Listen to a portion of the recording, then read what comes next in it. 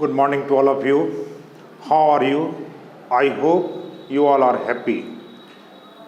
Guys, जैसा कि पिछले कई दिनों से आपको YouTube पर मेरा लेक्चर नहीं मिल रहा होगा due to some reason, but today onwards I am going to deliver mini lecture on different topics. So in this connection I'm going to discuss a new topic named conjunction. जैसा कि पिछले class में हमने preposition और parts of speech के different parts पर बारी बारी से चर्चा किया था और मैं उम्मीद करता हूं कि आपको वो वीडियो मिला भी होगा और आप उसको देखे होंगे। इस सिलसिले में प्रीपोजिशन के बाद पार्ट्स ऑफ स्पीच का एक मेन पार्ट होता है जो कंजंक्शन कहलाता है और आज इसी पर हम चर्चा करने जा रहे हैं। First of all you should know the definition of conjunction. What do you mean by conjunction? Conjunction, a word which joins two or more than two words, clauses or sentences. Clear? यानी कि ऐसा word जो दो वाक्यों को, दो sentences को, कहने का मतलब दो क्लॉजेज उसी को बोलते हैं सेंटेंस, यानी कि सब्जेक्ट वर्ब और ऑब्जेक्ट के कंबाइंड फॉर्म को, या फिर फ्रेजेस को जोड़ने का कार्य करता है। बेसिकली अगर टाइप्स की अगर हम बात करें तो यहाँ पर आपको कोऑर्डिनेटिंग कंजंक्शन और सबऑर्डिनेटिंग कंजंक्शन। कोऑर्डिनेटिंग कंजंक्शन क्या है? Particularly it joins two similar level words, phrases और सेंटेंसेस।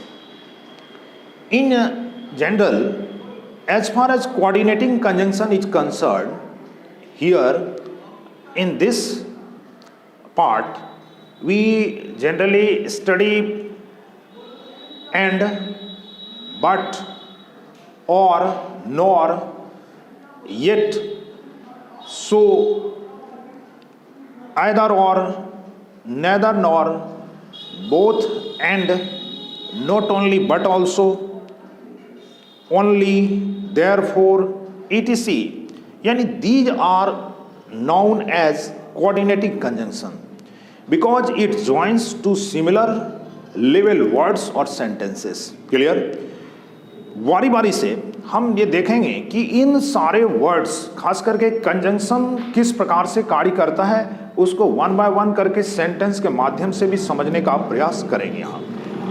तो आज पहले हम कंजंक्शन इस कड़ी में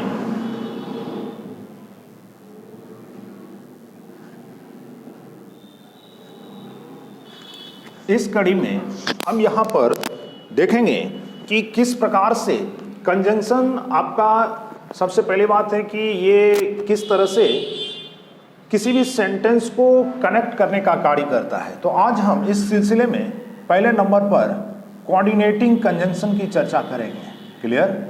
coordinating conjunction. Clear?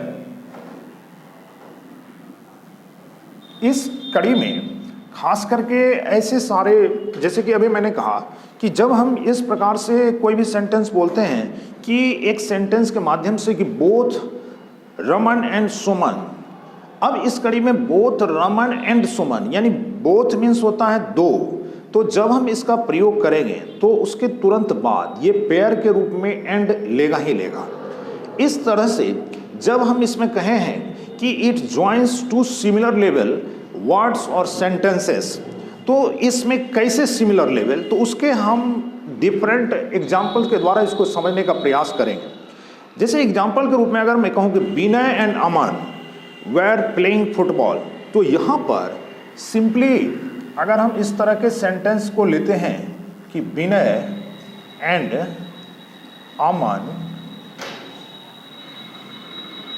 Where playing football. अब देखिए यहाँ इस कड़ी में दो व्यक्ति को किस से जोड़े हैं? एंड से। ये एंड एक प्रकार से यहाँ पर कंजंक्शन का कार्य कर रहा है और इसको कोऑर्डिनेटिंग कंजंक्शन के टर्म में जाना जाता है। तो इस प्रकार से दूसरे कोई भी अगर हम लेते हैं इस प्रकार से, यानी कि ये दो नाउन को या फिर दो प्रोनाउन को या एक नाउन या एक प्रोनाउन को इस प्रकार से अटैच करते हुए आप इसको इस तरह से डिफाइन करेंगे। दूसरा अगर सेंटेंस हम ये देखते हैं कि मान लो कोई व्यक्ति है या फिर इस तरह से दो प्रोनाउन को अगर हम लेते हैं तो हम कह सकते हैं कि यू एंड आई, मान लो यू एंड आई यहाँ पर आर डैश, तो इस प्रकार से कह सकते हैं कि you and I dash going to school. तो कहने का मतलब इस तरह के सेंटेंसेस में आप क्या करेंगे, तो यू एंड आई आर कुछ भी हो सकता है। मान लो कहते हैं कि you and I R students, clear. तो यहाँ पर यू क्या है और आई क्या है, तो प्रोनाउन के टर्म में है। तो कहने का मतलब कि जिस प्रकार से यहाँ पर ये दो प्रोनाउन यानी दो नाउन को इस तरह से इस अटैच करने का कार्य कर रहा है, तो इसी प्रकार से दो प्रोनाउन इस प्रकार से हो सकता है कि you and they are going to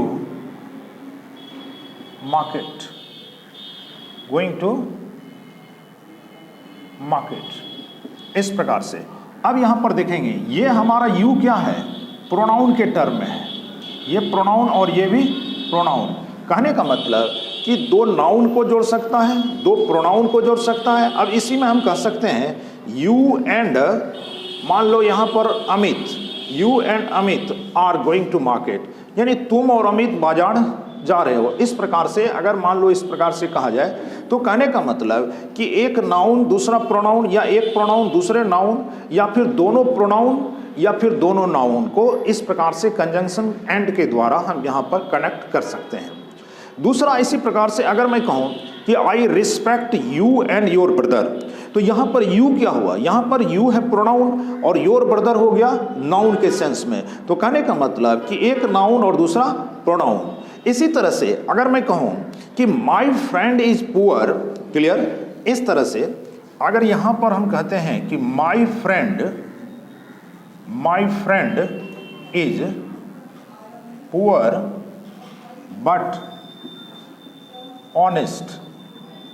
अब देखिए यहाँ पर इस केस में यहाँ पर बट शब्द का प्रयोग किया गया है जो कि कंजंक्शन के टर्म में यहाँ पर है। तो my friend is poor but honest, तो यहाँ मीनिंग होता है कि मेरा मित्र क्या है, गरीब है लेकिन ईमानदार है। कहने का मतलब कि इस प्रकार से अगर बट से कहने का मतलब इस प्रकार से अगर दिया जाए तो यहाँ पर इस तरह से हम क्या कह सकते हैं कि my friend is poor but honest. तो यहाँ पर ये भी देखेंगे कि किसको जोड़ रहा है, तो यहाँ पुअर आपका क्या है, एडजेक्टिव के टर्म में, और ऑनेस्ट भी क्या है, एडजेक्टिव के टर्म में। कहने का मतलब कि दो एडजेक्टिव को भी जोड़ेगा। जिस प्रकार से अभी तक आपने जाना कि दो नाउन को दो प्रोनाउन को या एक नाउन दूसरा प्रोनाउन या दोनों एडजेक्टिव रहेगा। या फिर हम इसको इस तरह से कह सकते हैं कि मान लो मैं कहूँ कि she speaks लॉडली and fluently, clear. अगर इस प्रकार से हम कहते हैं कि she speaks लॉडली and fluently, clear.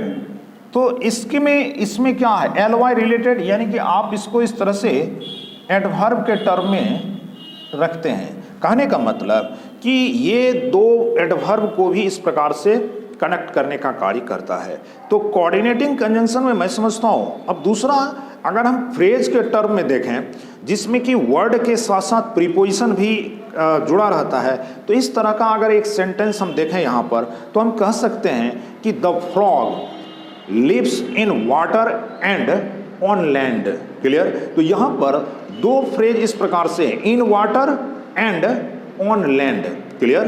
तो इस तरह से कहने का मतलब कि ये आपका एक प्रकार से जो फ्रेज का टर्म होगा उसको भी ये जोड़ने का कार्य करेगा। कहने का मतलब अगर हम इसमें ये कहते हैं कि my friend is poor yet he is honest, तो वहाँ पर दो शब्द लगाना होगा। यद्यपि मेरा मित्र गरीब है फिर भी ईमानदार है। तो कहने का मतलब कि दो क्लाउज को भी ये जोड़ने का कार्य करता है।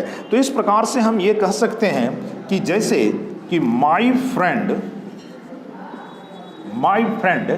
इस प्रकार से माय फ्रेंड इज पुअर, और अगर हम इसमें येट का प्रयोग करेंगे, येट ही इज ऑनेस्ट। अब यहां देखिए इस क्रम में आप यहां पर दो शब्द का प्रयोग करेंगे। जैसे दो यानी यद्यपि मेरा मित्र गरीब है फिर भी वह ईमानदार है। तो कहने का मतलब इस तरह के सेंटेंस में यहाँ पर एक क्लाउज इस प्रकार से है और दूसरा ये यहाँ पर कंजंक्शन के द्वारा दूसरा क्लाउज यानी दूसरे सेंटेंस को भी, कहने का मतलब कि कंजंक्शन आपके क्लाउज को भी, कंजंक्शन आपके फ्रेज के टर्म को भी, नाउन को भी, प्रोनाउन को भी या फिर एडजेक्टिव को भी, कहने का मतलब या फिर एडवर्ब को, किसी को भी जोड़ने का कार्य करता है और ये सभी कोरिलेटिव कंजंक्शन के टर्म में आता है। अब इसी कड़ी में हम बात करेंगे दूसरा, इसका दूसरा पार्ट हो जाता है कि इसको हम बोलते हैं सबऑर्डिनेटिंग कंजंक्शन। सबऑर्डिनेटिंग क्या हुआ, जैसे आप पढ़े होंगे वह, जैसे कोई कहता है वह मेरा सबऑर्डिनेट है, मतलब क्या, वो मेरे अंदर में कार्य करता है। कहने का मतलब कि इसको आप इस तरह से कह सकते हैं, इस कंडीशन में आपको डिफरेंट टाइप्स के वर्ड्स आएंगे, जैसे as, because, since, if, though, although, before, after, है ना, till, until, unless, in case, so that, as long as, as soon as, है ना। और दूसरे WH वर्ड जैसे कि व्हेन, वेयर, व्हाई, विच, ये सारे चीज भी आपको सबऑर्डिनेट कंजंक्शन के टर्म में आएंगे। सबऑर्डिनेट का अर्थ ही होता है डिपेंड होना, यानी इसका प्रयोग सबऑर्डिनेट क्लॉज को प्रिंसिपल क्लॉज से जोड़ने के लिए किया जाता है। अर्थात इट कनेक्ट्स सबऑर्डिनेट क्लॉज है ना विथ प्रिंसिपल क्लॉज। कहने का मतलब कि दो प्रकार के इस प्रकार से क्लॉज होते हैं।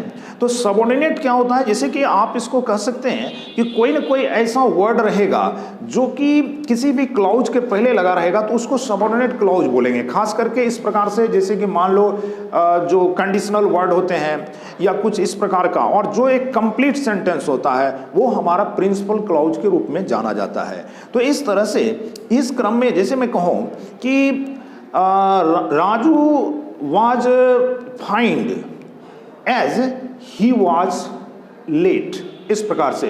तो इसको कैसे कहेंगे, तो as he was late का मतलब क्या होता है, क्योंकि वह लेट से था, अर्थात क्योंकि वो देर आया था।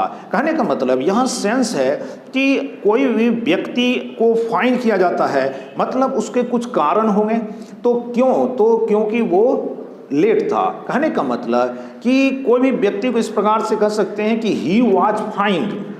अगर मैं कहूँ कि ही वॉज फाइंड, उससे जुर्माना किया गया या है ना फाइन किया गया, एज ही केम लेट, है ना, क्योंकि वह देर से आया था। क्लियर। तो इस प्रकार से अगर हम कहते हैं तो ये हमारा एक प्रकार से सबऑर्डिनेट क्लॉज के कंजंक्शन के टर्म में आएगा।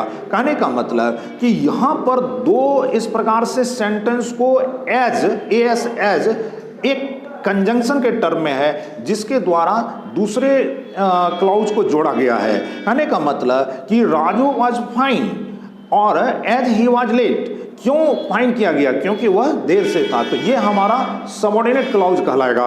और इस प्रकार से तो एक सेंटेंस के माध्यम से इसको समझने का प्रयास किया जाएगा यहाँ। तो चलते हैं नेक्स्ट। तो कोऑर्डिनेटिंग कंजंक्शन के तुरंत बाद आपको इस प्रकार से सबऑर्डिनेटिंग कंजंक्शन, तो सबऑर्डिनेटिंग कंजंक्शन के ऊपर कुछ एग्जाम्पल्स के द्वारा इसको समझने का प्रयास करेंगे। तो नेक्स्ट चलते हैं। तो सेकंड नंबर आपका आ जाता है इसी कड़ी में जिसको बोलते हैं सबऑर्डिनेट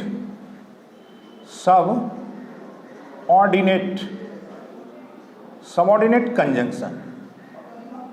क्लियर?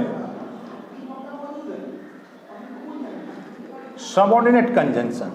अब यहां पर देखेंगे कि इस कड़ी में जैसे मैं कहूं कि माय फ्रेंड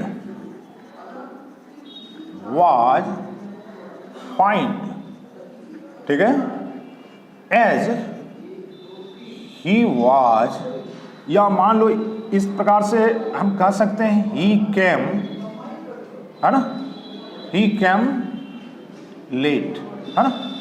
अब इस तरह का अगर सेंटेंस दिया जाता है, यहां पर एज आपका कंजंक्शन है। अब देखिए ये प्रिंसिपल क्लॉज है, माय फ्रेंड वाज फाइंड, है ना, और यहां एज के द्वारा क्यों किया गया? क्योंकि वह देर से आया था। कहने का मतलब कि इस प्रकार का अगर सेंटेंस देता है तो इसको आप क्या कहेंगे? इसको आप सबऑर्डिनेट कंजंक्शन के टर्म में रखेंगे। अब यदि मैं कहता हूं इसको कि if he comes here I will go there. अब यहां देखिए एक सेंटेंस लेते हैं कि if he comes here then I will go there. अभी देखिए इस सेंटेंस को आप देखेंगे, समझने का प्रयास करेंगे। मान लीजिए अगर इस तरह का हम लिखते हैं कि यदि वह यहां आएगा, है ना, तो इस कड़ी में आई देन, तो मैं वहां जाऊंगा। कहने का मतलब कि इस तरह का अगर सेंटेंस दिया जाता है तो इसको आप समझने का पहले प्रयास करेंगे। अगर हम इस दोनों के बीच में कोमा लगाते हैं तो ये देन देने का जरूरी नहीं पड़ेगा। अगर देन देते हैं तो यहां पर इसका मीनिंग होता है तो। अब इसको समझेंगे, ये जो है एक सबऑर्डिनेट क्लॉज है। क्यों? क्योंकि ये कंडीशनल वर्ड यहां दिया गया है जो इफ के द्वारा, यहां इफ ही कम्स हियर, यदि वह यहां आएगा। जब भी कोई कंडीशनल वर्ड किसी सेंटेंस के आगे लग जाए तो उस सेंटेंस में विदाउट सेल विल आपको फ्यूचर का सेंस प्राप्त होगा। तो इस कड़ी में यहां पर सेल विल का प्रयोग आप नहीं करेंगे, और ये इफ लगने के बाद ये आपका सबऑर्डिनेट क्लॉज है और ये कंप्लीट है कि तो मैं वहां जाऊंगा। कहने का मतलब कि यहां देन का प्रयोग हम नहीं भी करेंगे, सिर्फ कोमा से भी हम काम चला सकते हैं। तो यहां पर इस संदर्भ में ध्यान रखेंगे।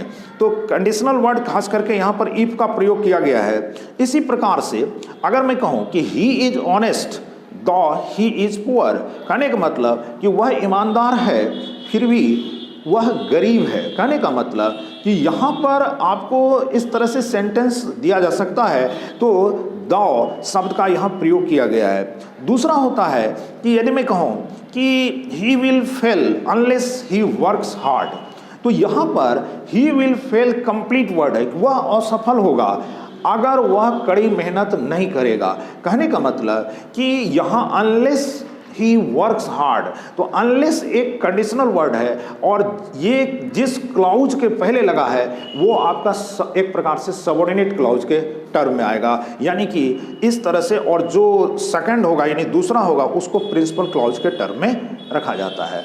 नेक्स्ट है कि अगर मैं कहूँ कि इस प्रकार से कि I don't know where she lives, तो कहने का मतलब अभी जस्ट मैंने कहा कि इस प्रकार से कोई भी WH वर्ड को भी अगर आप रखते हैं तो वो भी आपका सबऑर्डिनेट क्लॉज के सबऑर्डिनेट कंजंक्शन के टर्म में आएगा। इस प्रकार से जिसे कह सकते हैं कि I don't know clear where she lives. अब इस प्रकार से अगर कहा जाए कि मैं नहीं जानता कि वह कहाँ रहती है, अगर मान लो सिर्फ ये दिया गया है तो आप इसमें क्या करेंगे, वेयर यहाँ पर क्या है, वेयर आपका यहाँ पर सबऑर्डिनेट कंजंक्शन के टर्म में है और इसका हिंदी मीनिंग होता है कि यानी कि मैं नहीं जानता हूँ कि वह कहाँ रहती है। कहने का मतलब दूसरा इस प्रकार से हम कह सकते हैं कि he is so weak that he can't walk. कहने का मतलब वह इतना कमजोर है कि वह चल नहीं सकता। क्लियर? कहने का मतलब कि यहाँ पर दैट शब्द का प्रयोग किया गया है, यानी कि इस तरह से किसी व्यक्ति को हम बता सकते हैं कि he is so weak that he can't walk. कहने का मतलब कि यहाँ एक होता है सो दैट, कहने का मतलब कि दैट आपका यहाँ की शब्द के साथ, कहने का मतलब वो इतना कमज़ोर है कि वह चल नहीं सकता। कहने का मतलब कि दैट का एक मीनिंग होता है की के संदर्भ में, और दूसरा सो दैट अगर एक साथ प्रयोग किया जाए तो उसका हिंदी मीनिंग ताकि के संदर्भ में होता है।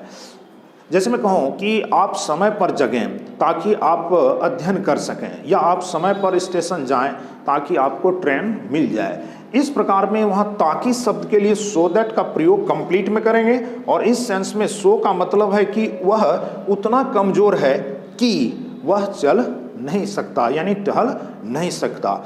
अब इसी कड़ी में मान लीजिए जैसे मैं कहूँ कि the train had started before I reach the station, तो यहाँ पर बिफोर शब्द जो है यहाँ एक प्रकार से कहने का मतलब कि अगर इस प्रकार से सेंटेंस लिखते हैं कि द ट्रेन हैड स्टार्टेड, इस तरह से the train had started before I reached the station. अब यहाँ पर देखिए, जब दो इस प्रकार से सेंटेंस दिया गया हो जिसमें कि एक पहले और दूसरे बाद में, तो इस कड़ी में यहाँ पर बिफोर शब्द का प्रयोग किया गया है, जो कि आपको इस तरह से सबऑर्डिनेट कंजंक्शन के टर्म में आएगा। तो इस प्रकार से इस कड़ी में हम देखेंगे कि यहाँ पर कहने का मतलब ये completed the train had started before I reach the station, तो इस तरह से बिफोर लगा हुआ है। तो कहने का मतलब यहाँ बिफोर हमारा कंजंक्शन के टर्म में है, और इसको हम सबऑर्डिनेट कंजंक्शन के टर्म में जानते हैं और इसका प्रयोग किया जाता है। नेक्स्ट इस कड़ी में एक आता है जो कि पेयर के टर्म में यूज किया जाता है, और उसका नाम है कोरिलेटिव कंजंक्शन। तो कोरिलेटिव कंजंक्शन में खास करके इस तरह से आपको समझना है, जैसे कि मान लीजिए कि अगर हम कहते हैं कि वह सिर्फ ईमानदार ही नहीं बल्कि बहादुर भी है, तो इस तरह का सेंटेंस अगर बनाएंगे तो उस कड़ी में not only but also say, या फिर अगर मैं कहूँ कि वह ना तो सुमन और ना ही रमन यहाँ उपस्थित है, तो इस प्रकार से एक आपका हो जाता है कोरिलेटिव कंजंक्शन। तो कोरिलेटिव कंजंक्शन, क्लियर? यानी कि इस तरह से आपका कोरिलेटिव कंजंक्शन क्या होता है कि ये कोरिलेट करने का कार्य करता है, यानी जोड़ने का कार्य करता है, लेकिन ये एक प्रकार से पेयर में यूज होता है। और पेयर में जब भी यूज होगा तो एक प्रकार से ये या तो दो नाउन को, दो प्रोनाउन को, दो एडवर्ब को, या फिर दो एडजेक्टिव को इस प्रकार से पेयर के साथ अटैच करके चलता है। यानी कि हम कह सकते हैं कि कोरिलेटिव कंजंक्शन जो पेयर फॉर्म में प्रयोग किया जाता है, एवं जो दो नाउन, दो प्रोनाउन, दो वर्ब या एडजेक्टिव या किस एडवर्ब को जोड़ने का कार्य करता है। तो इस संदर्भ में कुछ एग्जाम्पल लेंगे। तो पेयर वाला जो खास करके होता है वो किस प्रकार का होता है, तो पेयर में खास करके अगर हम ये लिखते हैं, जैसे कि मैंने अभी जस्ट कहा कि the he is poor yet, मान लो यहां पर एक नाउन का टर्म दे देते हैं, मान लो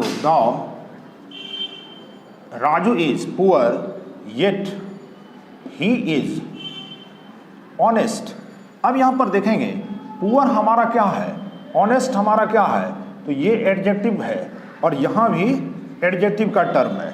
देखना यह है कि यहां पर अगर आप दो यूज करते हैं यद्यपि, तो यहां आपका येट होगा ही होगा। और इस क्रम में येट का मतलब तो भी इस प्रकार से अब तक, अभी तक के सेंस में भी, लेकिन यहां पर येट का मीनिंग होता है फिर भी।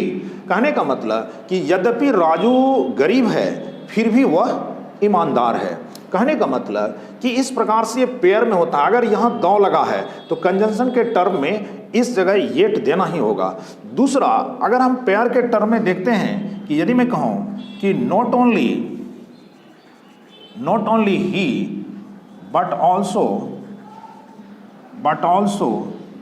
हिज पेरेंट्स आर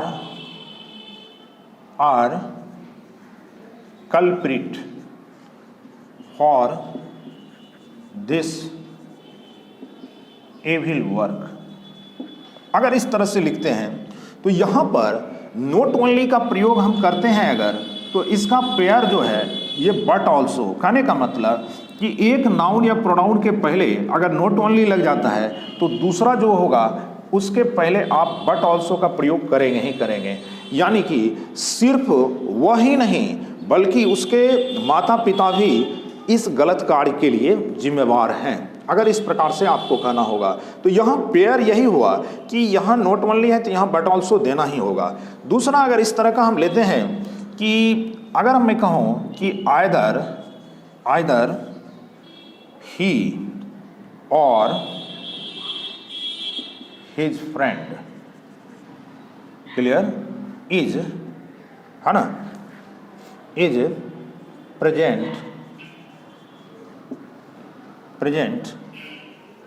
हियर, या तो वह या उसके मित्र यहाँ उपस्थित हैं। अब यहाँ पर आपको जैसे कि सिंटैक्स में ये कंसेप्ट बताए होंगे कि अगर not only but also say दो नाउन या प्रोनाउन अटैच हो तो हमेशा बाद वाले नाउन या प्रोनाउन के अनुसार से आप वर्ब का प्रयोग करेंगे। उसी प्रकार से अगर एदर और से यहाँ पर भी पेयर काम कर रहा है, यानी यहाँ अगर आप एदर लेंगे तो यहाँ आपको और ही लेना होगा। उसी प्रकार से अगर यहाँ पर नेदर का हम प्रयोग करते हैं तो यहाँ पर नॉर का आपको प्रयोग करना ही होगा। और इसी का नाम है कि ये कोरिलेटिव कंजंक्शन जो है ये पेयर में यूज किए जाते हैं। कहने का मतलब ये पेयर में यूज किए जाते हैं और पेयर में यूज होकर के ये दो नाउन, दो प्रोनाउन या दो एडजेक्टिव इस प्रकार से को जोड़ने का कार्य करता है। क्लियर? तो इस तरह से जैसे मैं कहूँ कि he is both teacher and poet, अगर इस प्रकार से हम कहें कि ही इज बोथ, यानी कि teacher, he is both teacher and poet, इस प्रकार से लिख सकते हैं। तो यहाँ पर ये दोनों नाउन को यहाँ पर जोड़ने का कार्य करता है। और ये पेयर में किस प्रकार से यूज हो रहा है, अगर यहाँ हम बोथ यूज करेंगे तो यहाँ पर एंड का प्रयोग करना ही होगा, इसी को पेयर कहा जाता है। क्लियर? तो इस तरह से जैसे मैं कहूँ कि he is not only intelligent but also laborious, जैसे यहाँ पर मैंने कहा कि नॉट यानी कि कहने का मतलब इस तरह से not only he but also. और दूसरी बात है कि जैसे हम कहें कि अभी जस्ट मैंने कहा कि इस प्रकार से भी हम इसको कह सकते हैं कि not only but also say, या फिर he is not only intelligent but also laborious. तो इस तरह का अगर आता है तो यहाँ पर दो एडजेक्टिव को वो जोड़ रहा है। कहने का मतलब कि यहाँ लेबोरियस भी और इंटेलिजेंट भी दोनों एडजेक्टिव का टर्म है। और लेकिन यहाँ पर आपको ही इज नॉट ओनली इस प्रकार से दिया गया है कि he is not only intelligent but also laborious, यानी कि वह सिर्फ मेधावी ही नहीं परिश्रमी भी है। तो इस तरह से कहने का मतलब कि दो जिस प्रकार से यहाँ नाउन को ये जोड़ने का कार्य कर रहा है पेयर में, यानी कि पेयर कंजंक्शन के साथ, और इसी तरह से यहाँ पर भी जैसे कि ही और हिज फ्रेंड एक प्रोनाउन है दूसरा नाउन है, इसी प्रकार से यहाँ भी ये आपका जो है हिज पेरेंट्स नाउन के टर्म में, यहाँ पर प्रोनाउन के टर्म में, यहाँ पर दो एडजेक्टिव को इस प्रकार से जोड़ा जा रहा है। तो कहने का मतलब कि इस तरह से कोरिलेटिव जो कंजंक्शन है वो एक प्रकार से जोड़ने का कार्य करता है, चाहे वो दो नाउन हो, दो प्रोनाउन हो, या एडवर्ब हो, एडजेक्टिव हो। तो इस तरह से कंजंक्शन वाला पार्ट पर खास करके आप ध्यान रखेंगे। और इससे जुड़ा हुआ जो कंसेप्ट है वो एक प्रकार से वर्ब के फॉर्म में अर्थात सिंटैक्स के एग्जाम्पल में भी इस प्रकार से ज़्यादा यूज किया जाता है। तो मैं समझता हूँ कि आज इसको आप देखेंगे और इसको समझने का प्रयास करेंगे। खास करके किसी भी एग्जाम में इस तरह से एरर्स के टर्म में भी दिया जाता है और फिल इन द ब्लैंक्स के टर्म में भी। तो नेक्स्ट इसका जो पार्ट है खास करके जो वर्ड पर आधारित है कि कुछ पेयर से रिलेटेड, उसको नेक्स्ट क्लास में हम देखेंगे। तो आज के लिए इतना ही। So thank you very much.